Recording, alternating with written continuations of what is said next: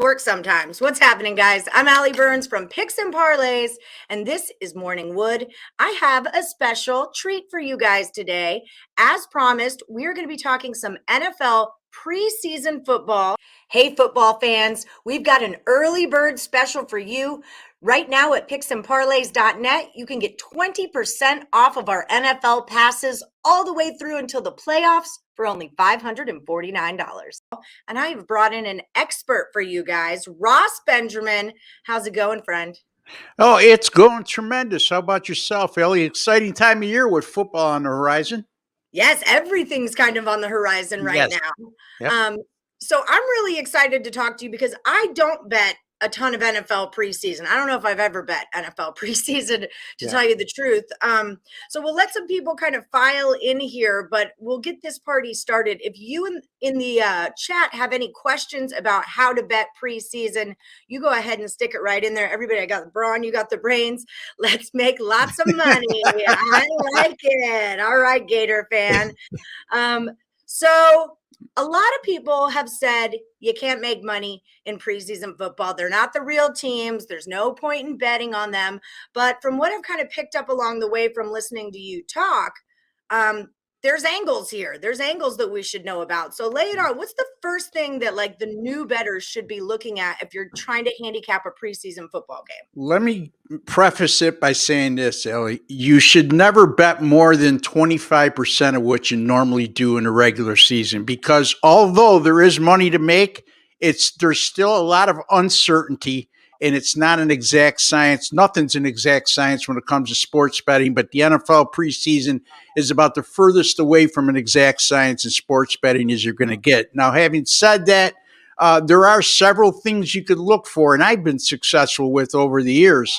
Number one, I like to look at head coaches who've been there for a long time. For example, a guy like John Harbaugh in Baltimore, he's been there since 2008. Mike Tomlin, who's been around he's beginning his 15th year. Mike Zimmer, who's got a fantastic preseason record, and he's been aboard with Minnesota as their head coach since 2014.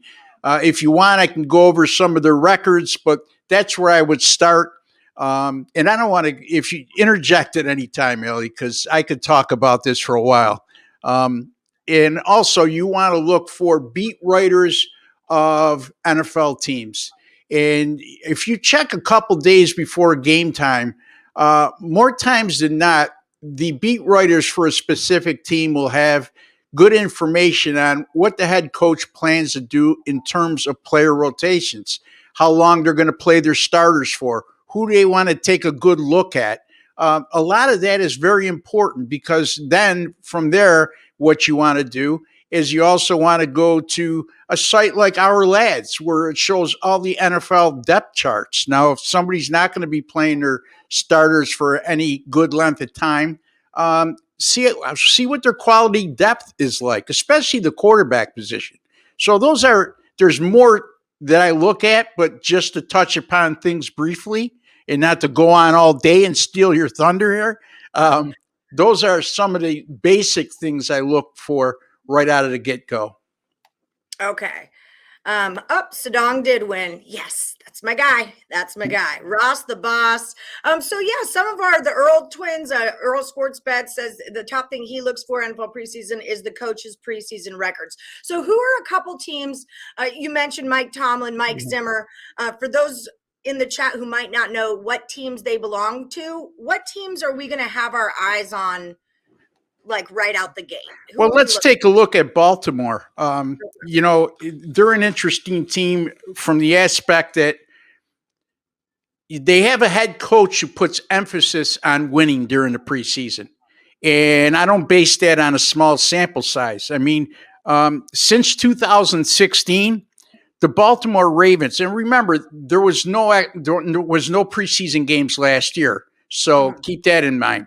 Since 2016, the Baltimore Ravens under John Harbaugh have gone 17-0 straight up and 16-1 against the spread in preseason games. So, folks, that's not a fluke. That's a coach that puts a lot of emphasis on winning. It helps to have the quality depth that Baltimore's had over the last, in recent years, I should say. And it's no fluke, too, because you go back to, he started there in 2007, being the Baltimore head coach.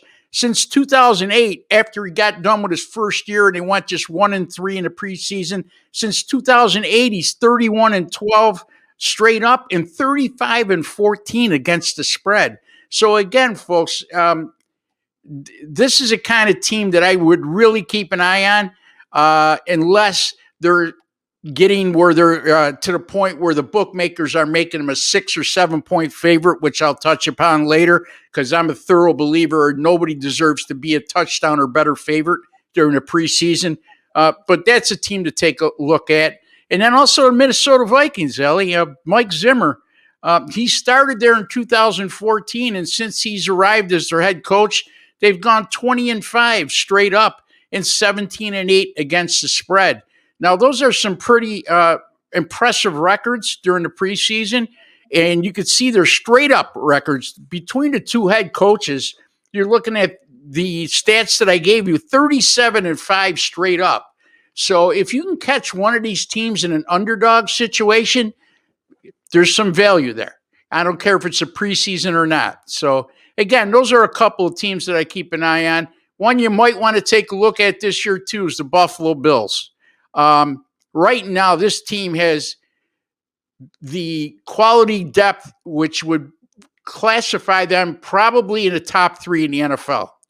So even if they don't start Josh Allen, they got Mitch Trubisky at quarterback. And I know he's taken a lot of flack, Ellie, but he's also a guy who started 55 games in the NFL and took a team to the NFC North Championship a few years back. Now, when he gets in the game, he's going to be facing second and third line players. So that's a guy who could really shine in the preseason. And Buffalo's wide receiver position is deep as anybody in the league. Their defensive line rotations are going to be very deep.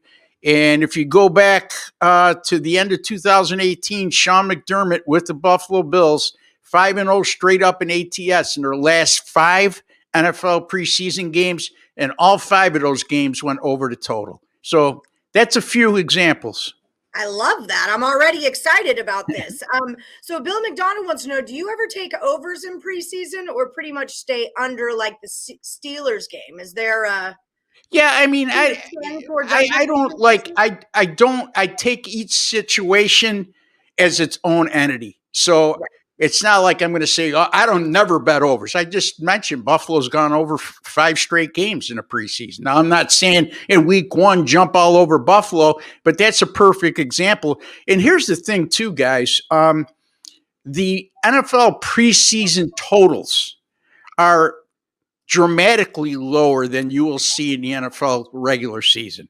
For example, 16 games this week, Ellie, in NFL preseason, full NFL preseason week 1, and all 16 games have a total of 39.5 or less.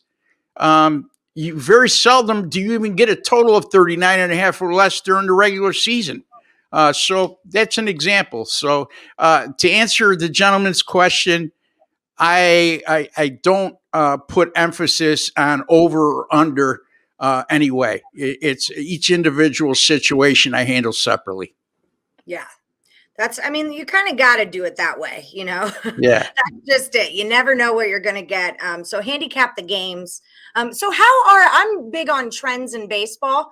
How do trends work in preseason football? We were talking about totals. There's not really a trend there, but outside of focusing on specific coaches with big background or with longer backgrounds, histories with the organization, are there any other trends that we can look for? Yeah, you could. I mean, you might want to look and see how teams do in week 1 of the preseason. And again, it's really tough for me to give you an answer on that right off the bat, only because I put so much emphasis on head coaching during the NFL preseason. It's the only stability it gives me during this time of year. Right. So, I mean, the other thing I might look at, Ellie, too, is a team playing in game 2 versus a team playing in game 1. And obviously those situations come up and they apply to Dallas and Pittsburgh this week. teams that played in the Hall of Fame game when no other teams played that week. And then they're playing in their second game against whoever they're playing against, will be playing in their first game. More times than not, the team playing in their second game will have an advantage than the team playing in their opening preseason game. And Dallas is a team I'm really going to take a look hard at, especially coming off a loss in preseason game number 1. Playing in preseason game number 2 against a team that's playing their opening preseason game, and the team playing in game 2 is off a loss, and they're off a low scoring game, to which Dallas was. I have a pretty good angle on that, and I'll have that up for sale actually at picksandparlays.com. But hopefully I just gave you a hint. Yeah, there it is, right? Yeah. So if anyone else has any questions, go ahead and throw them in now. I'm going to do a quick recap over everything Ross went over. So if you have any questions, now would be the time. And don't forget, at picksandparlays.net, you can find Ross Benjamin and all of his premium plays and use the promo code USA. It'll save you 20% off of his picks, his packages. How is your preseason record, may I ask? Well, I've had 6 top 10 finishes. I get monitored at a site that's a competitor of Picks and Parlays, so I don't want to mention that site. It would be disrespectful. Mm-hmm. But there's 75 handicappers that get that are on that site that get monitored. It's an independent source, and I've had 6 top 10 finishes in the NFL preseason since 2011. So that's awesome. Yep. So that's why I had you on the show, because I know that you know what you're talking about here. So yeah, NFL preseason Q&A. Ross is saying, look for the head coaches that have been there a long time. And then in addition to that, look for beat writers that break down coaching and analyze the teams, because they're going to have a real good look at who's going to be playing, who's going to be starting, and kind of what the general direction that the team is taking, right? And then you said, look for NFL depth charts, especially with quarterbacks. What was the site that you said to go to? Our Lads is what I use. It's our, like OUR, lads.com, LADS.com. Okay. And there's a NFL depth chart icon at the top of the page. You click on that, and it'll give you the depth charts of each individual NFL team. And that's really a great help at preseason time, because you could pretty much, if you know the NFL and you've been following it for years, it pretty much you could determine by yourself the quality of depth one team might have in comparison to another. Okay. And then a couple of, that's great information. Thank you. Because I know they're always asking, where do you get your stats? Where do you get your stats? And that's something, as the Morningwood community, we always share with each other where we're getting our stuff from. So some teams to look out for, definitely the Ravens. Harbaugh wins in the preseason, 17-0 straight up against the spread. Yeah. 17-0 straight up and 16-1 against the spread since 2016. I was close on that one. Yes, you were. And then also the Vikings with Zimmer, you said is a good one to look for. Hold on, let me go straight up. So since 2014, since he's been there, they're 20-5 straight up. And so another one would be, so we're looking for the Ravens, the Bills, and the Vikings as dogs in the preseason. That's something we're going to be looking to take.